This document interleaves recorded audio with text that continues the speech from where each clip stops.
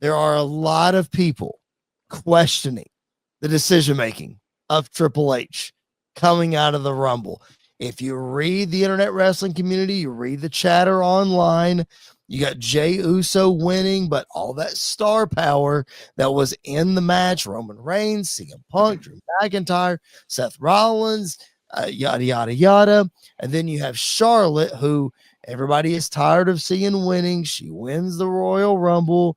No real surprises in the Rumble, no legends, no whatever, on and on and on. These are all the things, guys, that I've been seeing on social media over the last 48 hours. The biggest thing, and I'm going to pose this to Andy first, because I know Jared well enough to know I know where he's leaning with this. I want to hear from the Young Buck first. The question that is going around social media is this, Andy.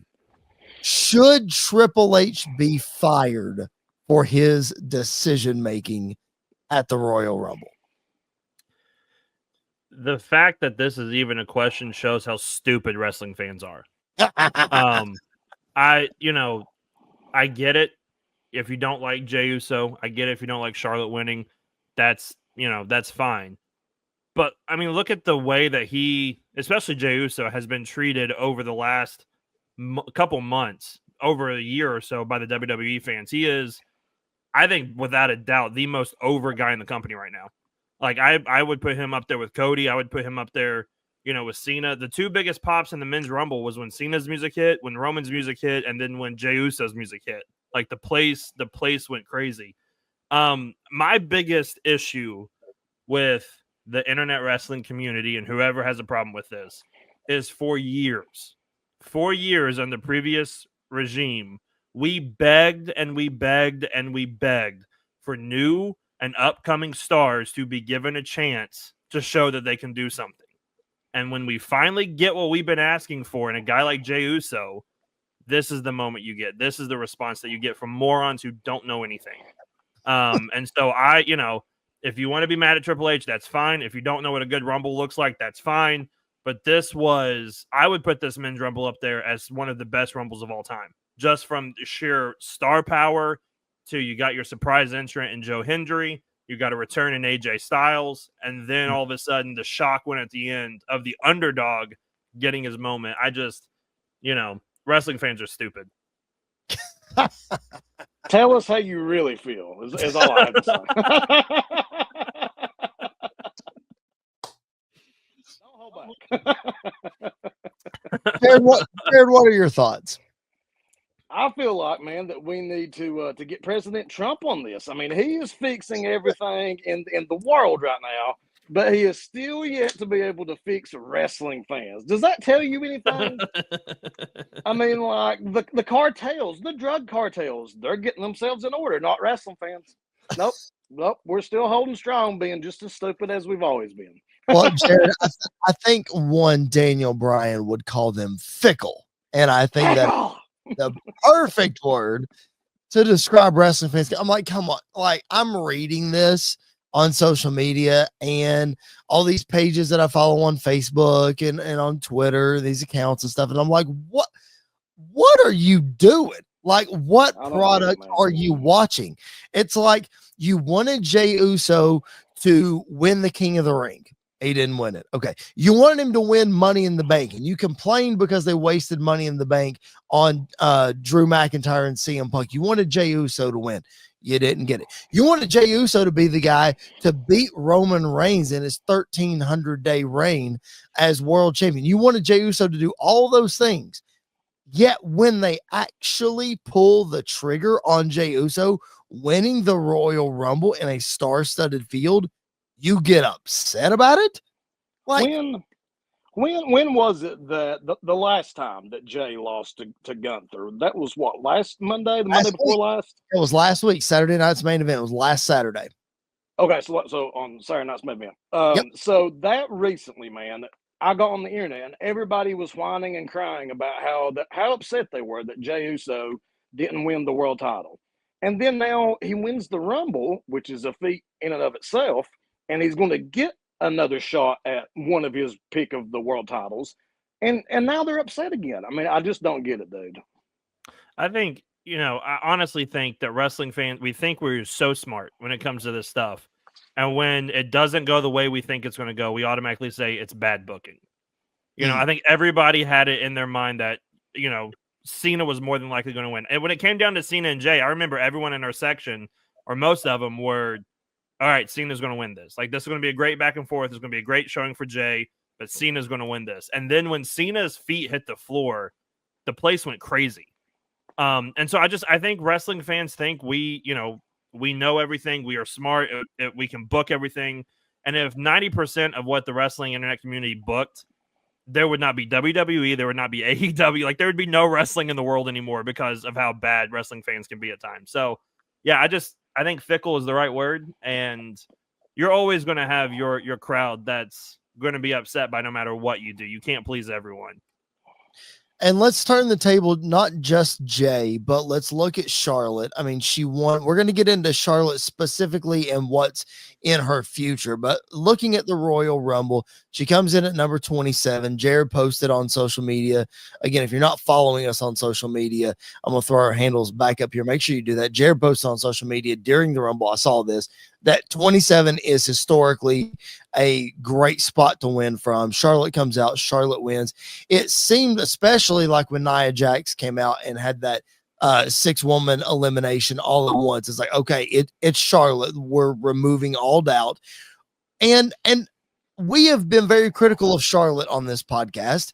And Charlotte, I mean, like it or not, she takes advantage of the situation and the opportunity that she has been given, whether we like it or not. She's an incredible athlete.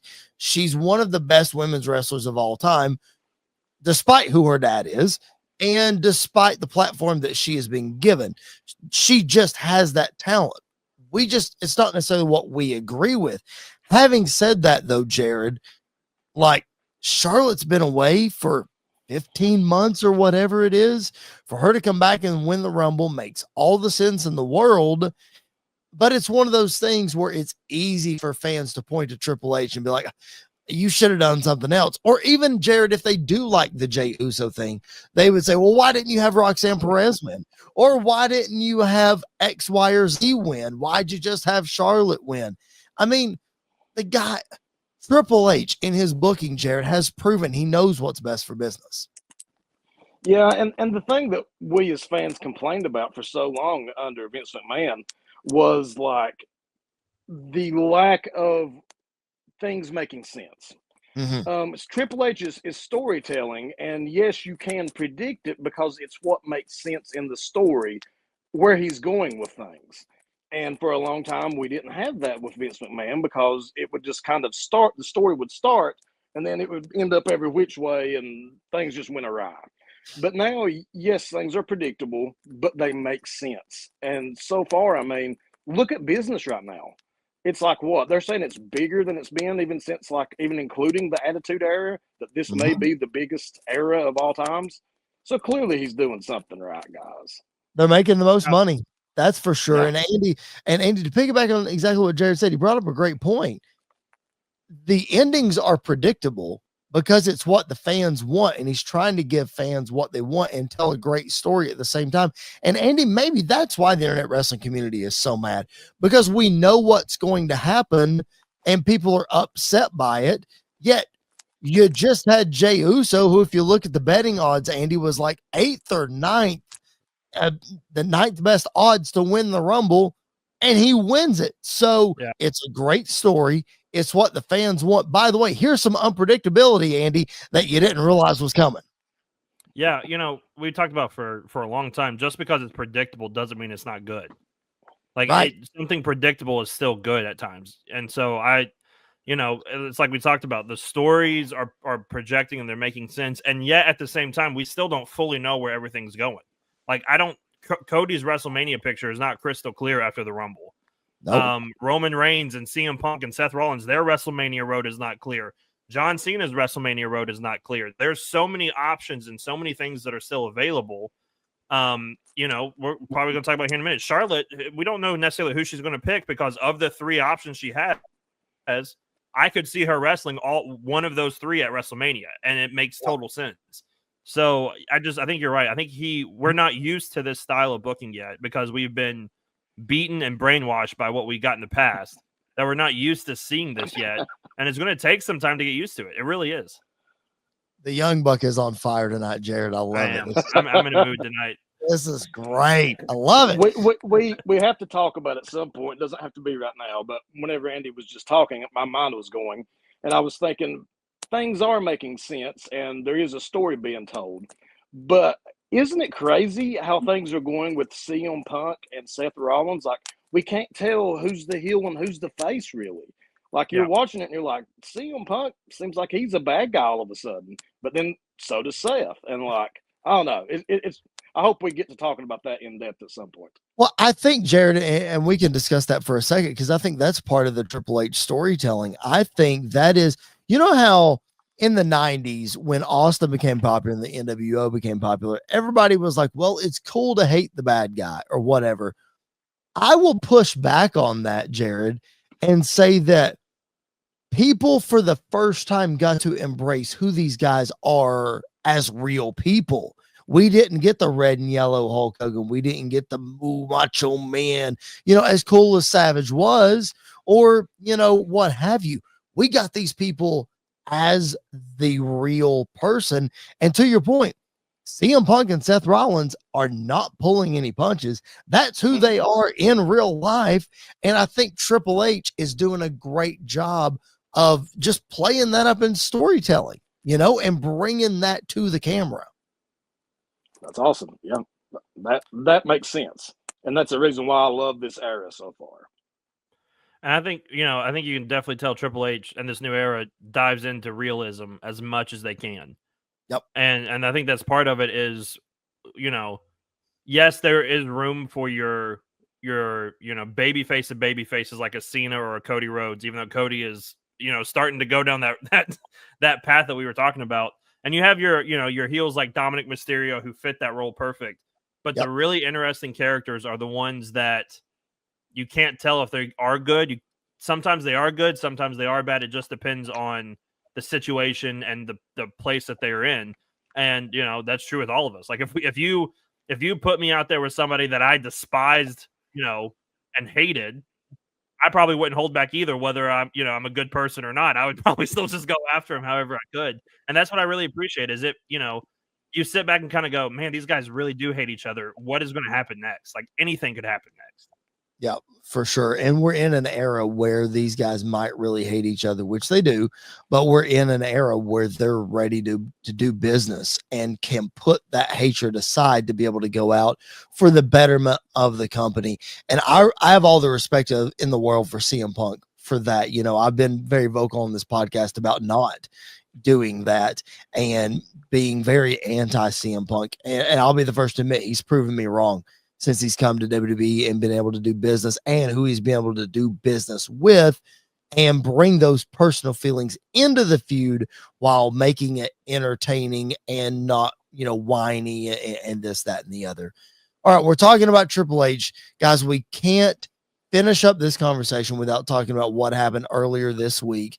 And that was the surprise announcement that Triple H by himself, not Evolution, not any of that, Paul Triple H Levesque is going to be inducted as the headliner to the 2025 Hall of Fame class, the Friday night before WrestleMania this year, an honor that is far past due, in my opinion. Jared, one of the greatest superstars of all time. No matter how you thought about his reign of terror, or he's buried people, or he's done this and he's done the blah, blah, blah, blah. The fact of the matter is Triple H is one of the best ever and is finally going to be able to take his rightful place in the Hall of Fame. Yeah, I think it's awesome the way the whole thing came about. That like HBK and Undertaker are just like, hey, we're making something happen, whether you like it or not. Yep. I mean, because Triple H would never have just accepted it if it was brought to him and like, hey, we think you should get it. But they surprised him with it and really didn't give him a choice. So I thought that was pretty awesome. Yeah, he said in the press conference, he said, yeah, Nick Khan kept bringing it up, and I told him we'd address it in like 4 or 5 years or whatever. And then apparently Nick Khan went behind his back and went like, nope, screw you. You're going in right now. And Andy, for all of these things that we've talked about with Triple H and what he's doing in the state that the business is in, not just the money that they're bringing in, but just the state that the business is in. So you have Triple H, the performer, and then I'm sure that this version of Triple H as the executive, Andy, has a lot to do with why they're pushing to put him in now. Yeah, absolutely. I mean, if you look at his in-ring career alone speaks for itself of absolutely being in the Hall of Fame. Probably, if you did Mount Rushmore of the greatest heels of all time, Triple H has to have a spot on that of, just being the biggest piece of trash sometimes on earth, and you love to see it coming. But then you look at his business perspective and everything. If you look at the top stars in WWE and even in AEW, a lot of them come from that NXT era where he was in charge. Yep. And that, I mean, he's set the business up to be as successful as it is now. And I don't think that's true if you don't have the NXT that we had, the black and gold era of NXT. So all credit to him for that. He has done a fantastic job. He's really, there were a lot of questions coming into this new role of being, we saw what he could do in NXT, but this is a much larger scale. Would he be able to do it? And he has proven time and time again that he can. Yeah, without a doubt he has. So congratulations to one of my favorites of all time, the game Triple H finally taking his rightful place in the Hall of Fame.